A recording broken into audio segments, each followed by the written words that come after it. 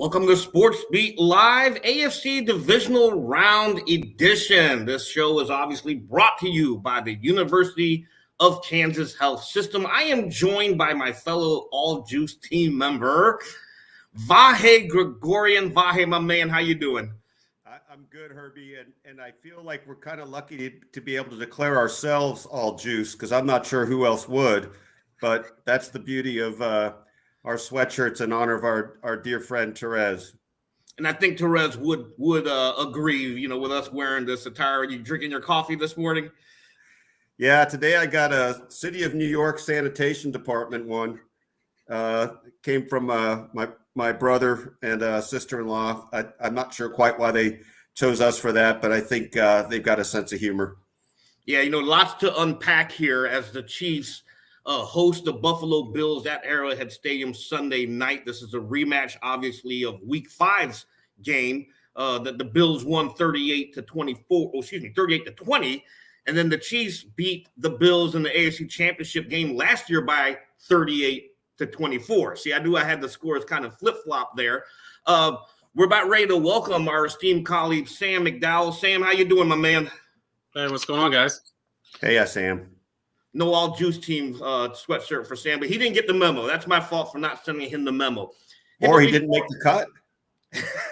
Hey, Sam made the friggin' cut, okay? He made the friggin' cut. Well, that's true. No doubt about that. And speaking of making the cut here, and because of Sam's All Juice tendencies, we got to jump into the big news of the day. And Sam was busy from about midnight running this story down. Obviously, we're talking about Willie Gay's arrest overnight for a misdemeanor destruction of property charge. Sam, you ran down the police report. You know what time he's supposed to be in court. Why don't you walk us through it and tell the audience what exactly is going on here with Willie Gay? Willie Gay was arrested last night, Wednesday night, about 10:30 at an Overland Park apartment complex and charged this morning with one count of criminal damage to property, which is a misdemeanor, Class B misdemeanor. And according to the Overland Park Police Department's offense report, that damage was to a vacuum, a cell phone screen, a wall and door frame, and a humidifier totaling $225. He appears in court later Thursday afternoon, at which time we'll probably know more, but that's what we know so far. How do you think this will affect his availability potentially for Sunday? Is it going to affect it, or is this just something that he will be available to play? Well, I mean, it's certainly a question that, heck, it'll probably be you, Herbie, that we'll ask of Steve Spagnuolo. It's interesting that, we should note that Thursday's the day that Andy Reid does not talk to the media. And Herbie, you obtained the Chiefs statement on this matter, so we should share that as well. But the coordinators are the ones who speak today. And so Steve Spagnuolo, defensive coordinator, is, of course, going to be asked about Willie Gay. From a football standpoint, which – we always couch by saying is the less important part of this equation because we don't know exactly what occurred in this incident. Willie Gay is an important piece of the defense. He plays over half the snaps, particularly against a running quarterback like Josh Allen. I think Willie Gay is a very key piece of what they're going to try and scheme up. And so those are some of the questions that the Steve Spagnuolo will certainly be asked today about 1:30. Yeah, and then Herbie, Sam, go ahead, Vi. No. Well, I'll just say this. I mean, just to underscore what Sam said, I mean, part of the complication right now is, okay, we have the document and we have the report because of Sam's incredible diligence on this, up late and up early. But nonetheless, I think it's fair to say we don't still really have a complete picture of what happened. And thus, I think we probably don't have a complete picture of the implications. I don't know, Sam. I think you're better equipped to speak to that than we are. But is that a fair point?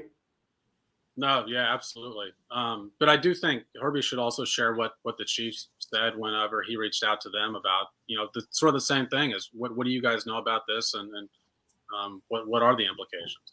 Yeah, and the Chiefs' response to this was, we are aware of the situation. We will have no further comment at this time, per team spokesman. Obviously like you said, football is secondary to everything that's going on right now, but the Chiefs will be practicing. Well, they're on the practice field right now, but Willie Gay, if he's got a court appearance at 1:30, clearly he's not going to be there. And this is going to affect on the football side, his preparation. If Willie Gay does not play, what are some of the options that the Chiefs could be looking at? Just to cut in there, Herbie, we do know that Willie Gay is still in jail.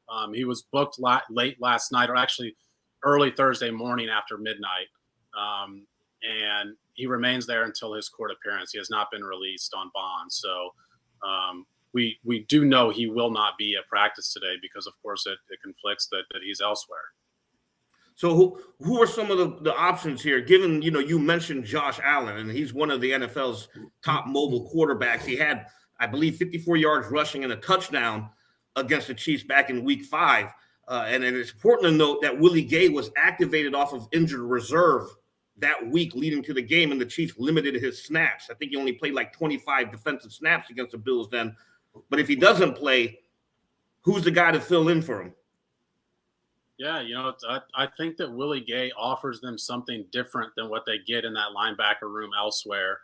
And another game we saw him miss was the game in Los Angeles against the Chargers. And something we saw the Chargers do a lot of were cutbacks on their running plays. Willie Gay has the speed that he eats up a lot of those cutback lanes. Well, a lot of quarterback runs run similarly. And so, I don't know that they have I do know that they do not have a like-for-like replacement for Willie Gay because of his speed. So, Nick Bolton's going to play. We know Anthony Hitchens is going to play. Those guys are in the mix anyway. We know Ben Neiman's going to play. He's in the mix anyway. I think the question becomes is we've seen Dorian O'Daniel in the past in a quarterback spy role. And do you want a quarterback spy for a guy who hasn't played much this year? And do you want that role in the playoffs? And do you want to implement it that late? We're on a Thursday now. The Chiefs practice Wednesday thinking they'd have Willie Gay part of the equation. They head into Thursday not knowing if they're going to have Willie Gay part of the equation. So I think it's the guys that they've rolled with most of the year and just asking them to do more. Vahe, go ahead. You're getting ready to say something. Just this, it's a very interesting question, Sam, that you bring up. The kind of working through the matrix or the Rubik's Cube, whatever you want to call it for the Chiefs, do you go with guys who I think you can make the case maybe less athletic? Dorian O'Daniel's a pretty good athlete, but he really hasn't had much time that I can think of at all this season in the sort of role you're talking about. So he might be most athletically suited, but not necessarily, obviously not as suited in terms of, just experience and what he's been able to do on the field before when he had more of a chance in the past. So I think there is a really interesting question there. I mean, it is a little late to do massive revisions too of any scheming. I mean, but let's face it, that's part of what the call of the NFL is. You gotta change it up and adapt to what's happening. So I don't know if there's any one answer they're going to come up with. I sort of suppose they better have multiple answers. And that's a good point, Vahe, because I want to touch on what Brian Johnson just said there. Bad timing. From a columnist point of view, we know Andy Reid loves to be, he's so into the attention to details. He likes to be prepared. What does this do to the psyche of the team, knowing that your starting linebacker right now is going to miss Thursday's practice because of an off-field issue? Well, I think it's certainly, to use Brian's term. I mean, obviously it's frustrating because this is different than getting injured. This is different, obviously, than even exposure to COVID or something. I mean, whatever is going on here is a separate kind of issue that the whole team would prefer not to have to deal with. And again, I hesitate to just talk about it in football terms, but that's what makes it different. The thing that makes it similar to other things is, look, this is a team that, every team has to deal with sudden changes, right? Whether it's on the field or in game preparation, whether it's somebody getting hurt before a game, in a late week practice situation, or something coming up with L'Jarius Sneed having a death in the family.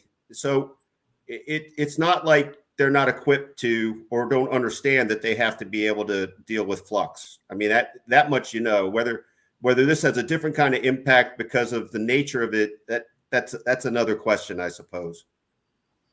You agree with all that, Sam? Yeah, no, I think Vahe makes good points there. I mean, it's they've had situations this year that Vahe alluded to with L'Jarius Sneed where they knew really late in the game that they were going to have to make some adjustments. It doesn't mean it's easy, and Vahe is not saying that either. I mean, it's going to be difficult from a football perspective. What happens? And I'd imagine that when Willie Gay has not yet appeared in court, that the Chiefs, are a little bit in the dark right now as well about, what's going to take place on Sunday.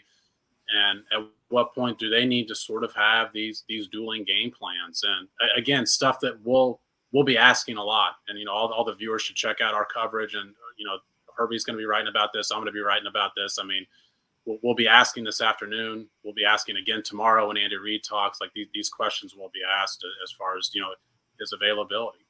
Yeah, we'll Sam, know more. Let me just ask this, Sam, and I hope I'm not putting you on the spot, but I'm very interested in the language of the report where, it refers to it as a domestic violence matter. On the other hand, it also says, I can't remember the exact term, but was it non-person misdemeanor? Class B non-person misdemeanor, and please forgive me if I'm putting you on the spot, but because it's language that's new to me, and I don't know what. I guess it goes to me back to not really knowing what to make of it. Yeah, I mean, just factually speaking, that the document or the complaint says that it's a Class B non-person misdemeanor, which constitutes a domestic violence offense, and that's just the language that complaint uses, and don't feel comfortable saying more than that just because I'm not it's not my expertise as far as the law in Kansas and how that equates to that. Yeah, and we'll know, as Sam alluded to numerous times here, we and Vahe said the same thing. We'll know more on Willie Gay in the next 24 to 48 hours. Steve Spagnuolo talks today, and then Andy Reid obviously talks Friday. And after the 1:30 Thursday quarter parents, we'll get a clearer picture on what's going on with Willie Gay off the field. But, off the field transitions to on the field. We know that the Chiefs and the Bills, this sets up as an instant classic, in my opinion, yet again. But before we get to that game, let's look back at week 5. The Bills beat the Chiefs 38-20, but Patrick Mahomes had himself a game to forget with 2 interceptions, a lost fumble. Byron Pringle lost a fumble, and 4 turnovers in that game. Outside of those turnovers, what stood out to you guys about how the Chiefs lost that game? We'll start with you, Vahe. I just felt like they got down early. Obviously, the turnovers were a big part of that. At that point, I think I can't remember exactly how this played out, but I think we were all looking at each other in the press box like, who is this Chiefs team? I mean, I think if I remember right, we went into that day thinking, well, this is about the time where they're going to reset and remind us of why everybody thought they'd be, well, where they are now. So I sort of felt like it was extending an early funk that was inexplicable to me in a lot of ways, and certainly made us all wonder what was coming next. I don't think any of us covering it for the Star felt like, oh, the Chiefs are toast. I just think we were all mystified. And part of that was, I know you mentioned it, Herbie, and you're saying, what else besides the turnovers, but the turnovers was really, I know I harp on this every week, but it was both crucial and completely uncharacteristic of Andy Reid coached Chiefs teams. And it was the prevailing wave of the early part of the season. Doesn't mean they won't commit some this week. They committed 2 against the Steelers in the first half, and you sort of got in their first 5 series, and you sort of started wondering, like, ruh-roh, are they, looking like early season form? So that will still be crucial in this. I mean, that's going to be very crucial in the early going as the tempo and just sort of foundation of the game gets set. Sam, you were obviously sitting next to me, or excuse me, Blair was actually in between us at that time. But, I remember all the comments we had going during that game. What stood out to you the most about that game? Well, it was shocking to see a Patrick Mahomes team lose a game like that because we had not seen it in the regular season at all. It was reminiscent to me of the Super Bowl for a couple of reasons. And the primary one is they defended. We've talked so much about this deep shell that teams are doing against the Chiefs this year, and that's what the Bills did. And man, did they have the personnel to do it. I think they have one of the very best safety tandems in football. And then at that time they had Tre'Davious White.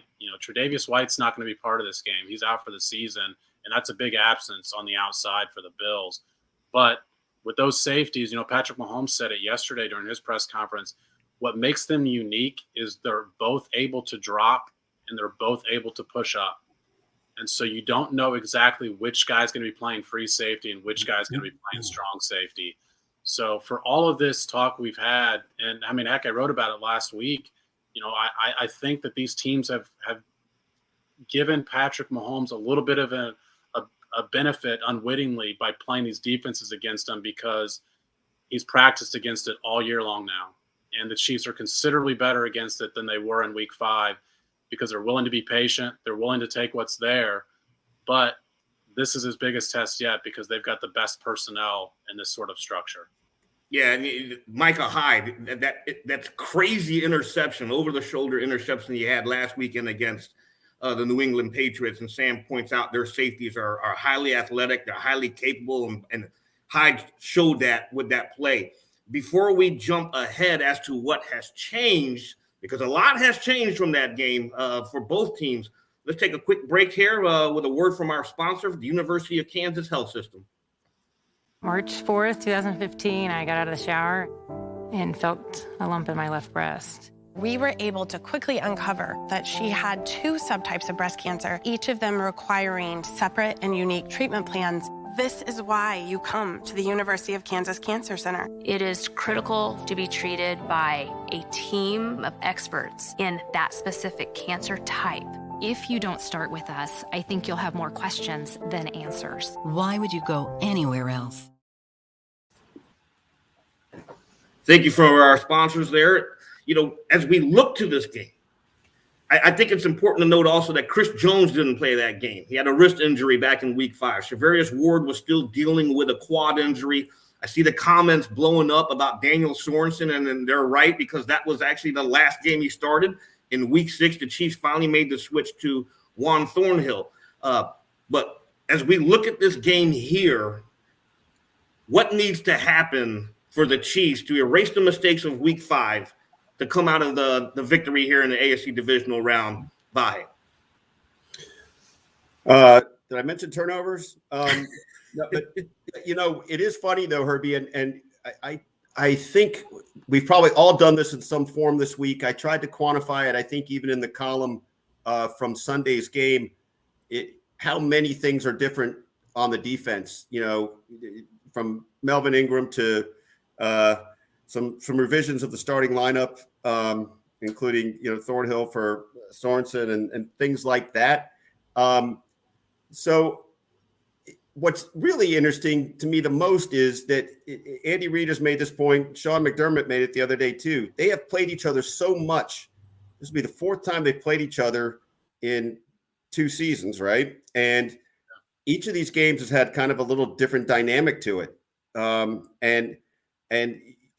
So what I wonder about is how much they'll be able to, how much either of the teams will be able to get to what it was that worked so well for them in the past games. I mean, it's not that long ago that Clyde Edwards-Helaire ran for 161 yards against the Bills. I'm not saying, that's not going to happen, but it points to different pressure points that each team is going to be looking to take advantage of while contending with the wrinkles the other team's going to throw at them. I think it's just totally fascinating. And I know I didn't answer the question, but that's what I feel. No, you answered the question, but we've also seen the evolution. You mentioned Melvin Ingram wasn't there for that game, and he's been huge for this defense. No ands if buts about that because his arrival and a healthy Chris Jones, a healthy Frank Clark for the second half of the season has certainly led to this defensive renaissance, so to speak, for lack of a better term, but they are a different defense. But offense, Sam, and you and I know this as well, the deep ball, as you mentioned, was not, teams were playing against that. But Mahomes and Tyreek Hill and that offense has evolved to where they are taking advantage of the underneath shots. Can this work against this Bills defense? Yeah, I mean, it certainly can. The Chiefs have proven that it's worked against other teams they've seen play the same way against them lately. So, offensively, what needs to change is that they need to play the way that they've been playing late in the season, because they're going to see a lot of the same defensive structure. Defensively, they hit Josh Allen one time in that game in Week 5. I think including the runs, he had the ball like 32 times or something, and they hit him once. They didn't sack him at all. And, so you look at that and you say, okay, can you change something there? Chris Jones didn't play. Melvin Ingram wasn't even on the team.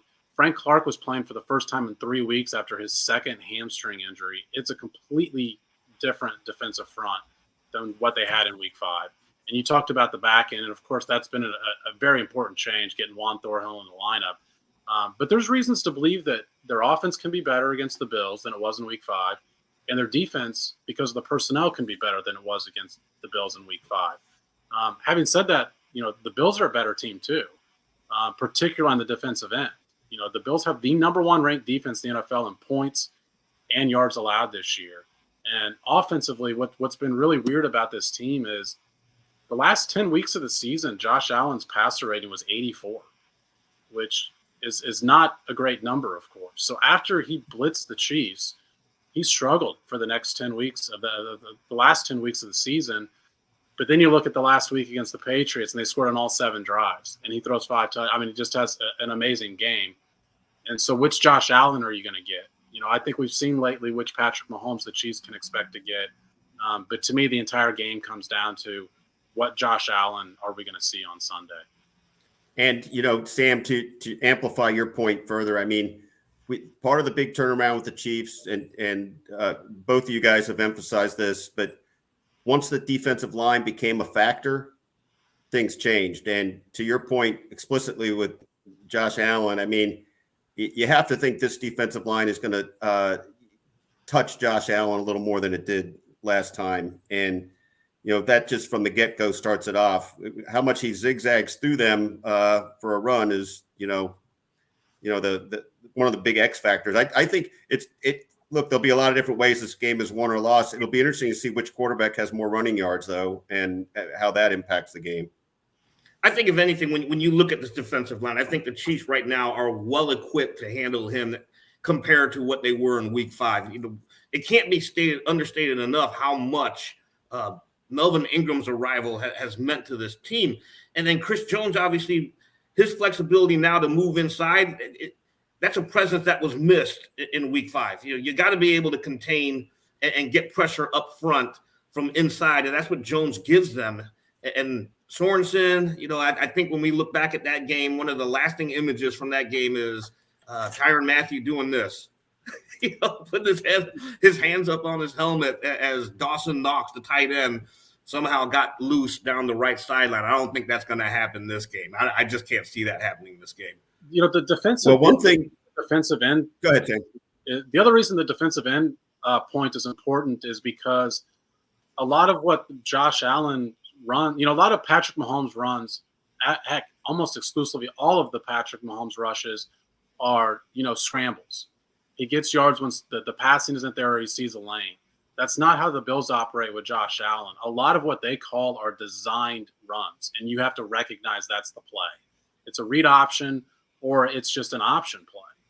And so what becomes really important are that your defensive ends stay home and they read the play. And we've heard a lot this season, and Vahe wrote really well about it on Sunday. A lot of what Melvin Ingram does doesn't show up in the actual statistics. One of the things he does really well that doesn't show up in the statistics is he sets the edge and keeps guys to stay home. And so and Frank Clark does that too. He does that well, by the way. That's one of the reasons they brought him to Kansas City in the first place, as much as pressuring the quarterback. So I think they have the defensive ends that are in a pretty good spot to defend against the design runs the Bills have. the question comes down to where we let off the show which is the linebacker situation, because we feel like Willie Gay is as equipped at linebacker as anybody to handle a guy that can do that sort of thing. Yeah, you need that athletic linebacker or even a safety. Like maybe even put Tyrann Mathieu as a spy on Josh Allen, which makes perfect sense because this is a guy that can hurt you with his legs. Well, if you put Tyrann Mathieu as a spy, you're putting 49 in the back end, which is something they've done recently. By the way, we saw them do that in Denver. Which surprised me. We saw him do it in Cincinnati. Daniel Sorensen was in a cover 2 and got toasted in a zone play cover 2 by Jamar Chase. We saw it in Denver on what we all thought was Drew Lock's best pass of the game to Tim Patrick. Daniel Sorensen was in cover, both because Tyrann Mathieu was close to the line of scrimmage. Tyrann Mathieu likes to play close to the line of scrimmage. I think they're better off with him further back because it puts Daniel Sorensen more in that role close to the line of scrimmage. But I absolutely think that's one of the questions the Chiefs have to ask themselves scheme-wise this week is, if Josh Allen has a hell of an arm. We all heard he thinks he can out-throw Patrick Mahomes as far as distance.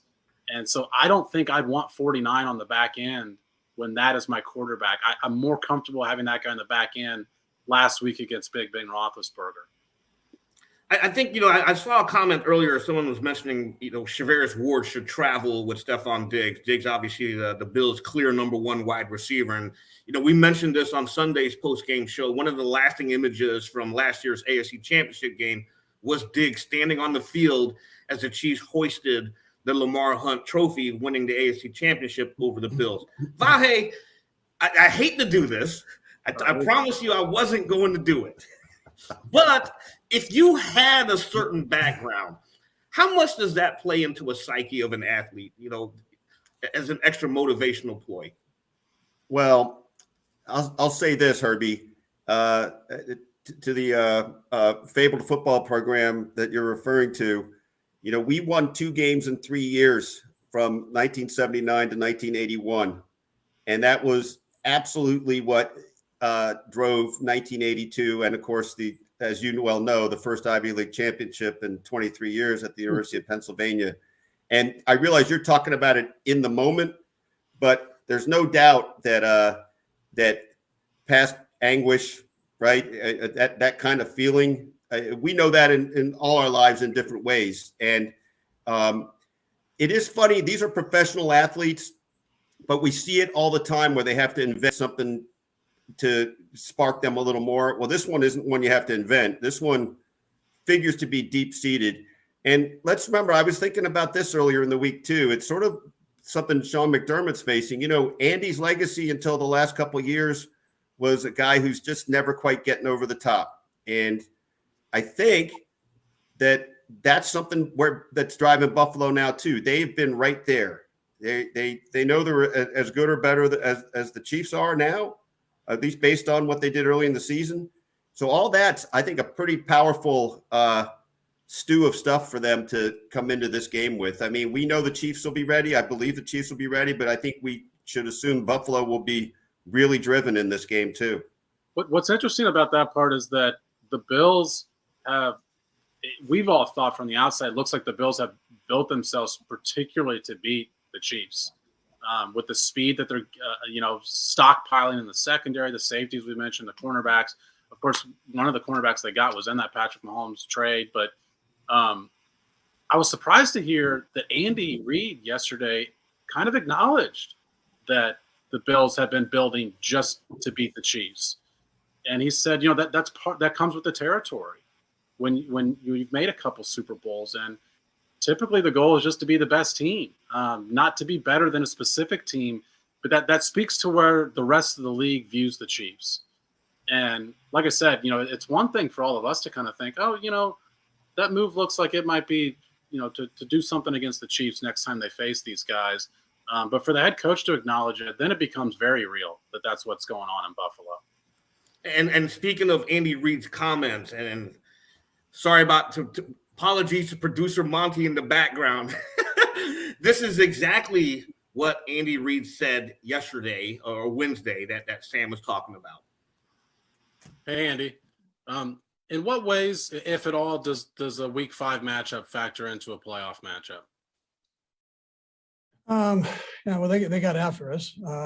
So I'm sure they'll change some things, a little bit like what I said last week. They'll change some things and we'll change some things. And we've played them so many times here in the last couple of years that, you got to kind of mix it up a little bit. So, and I'm sure they feel the same way.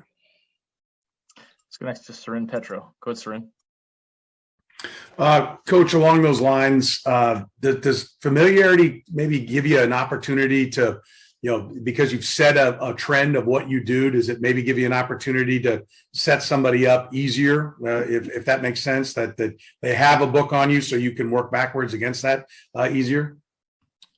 Oh, listen, I don't know. I mean, that book would have 2 covers to it because they probably feel, they feel the same thing if that's the question. So I don't know about that.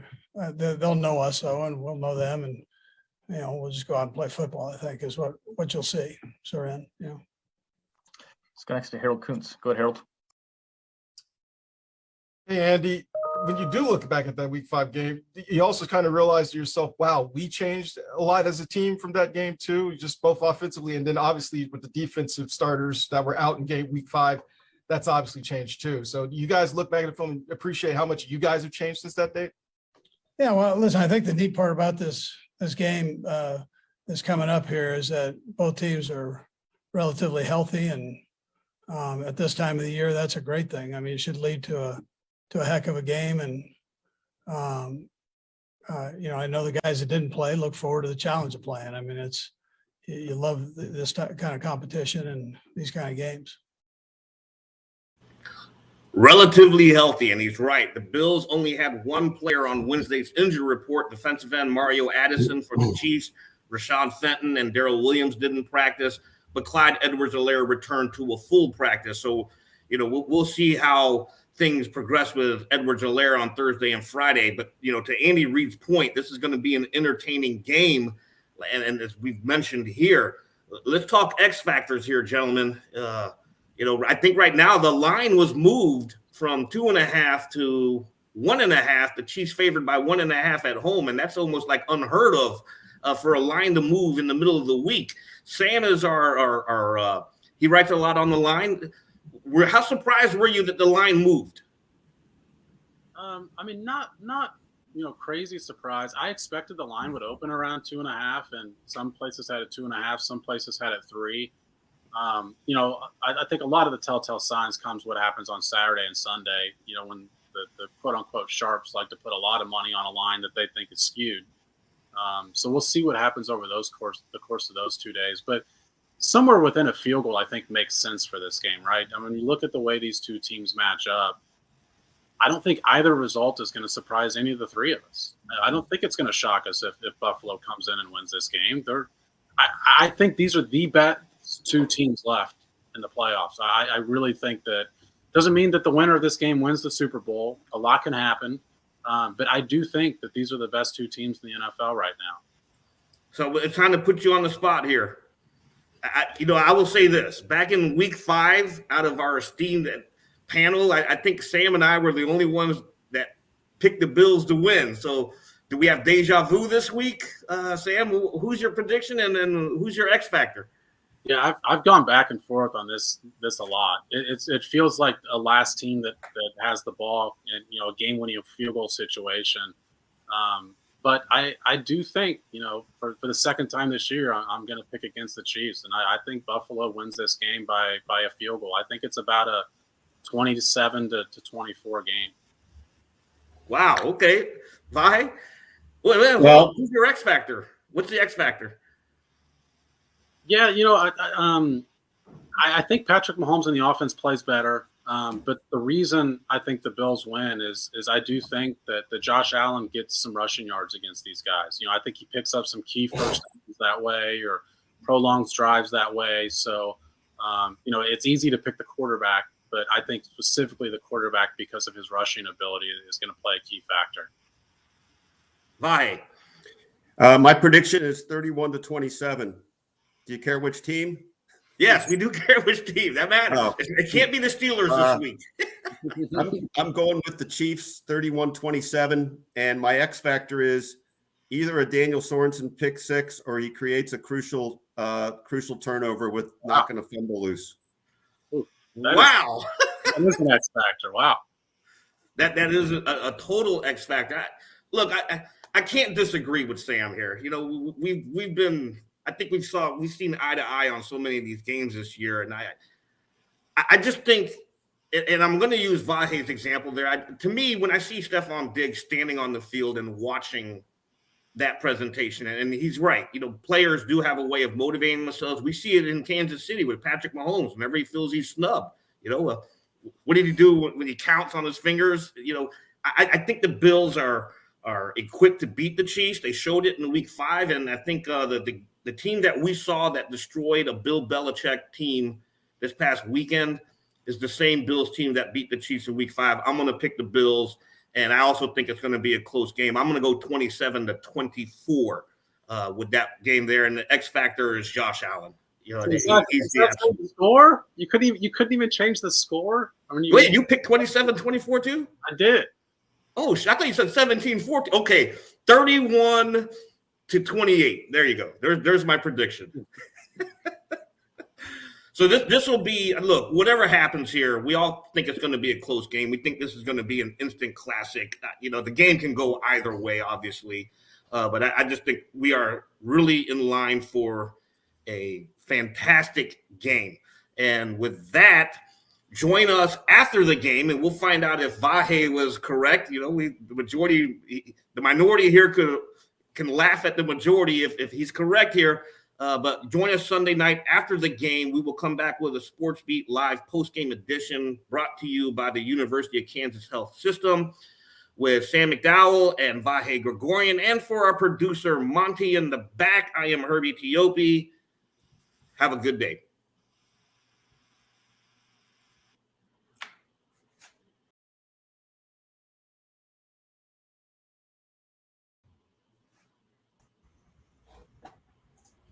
Thank you for reminding me. I completely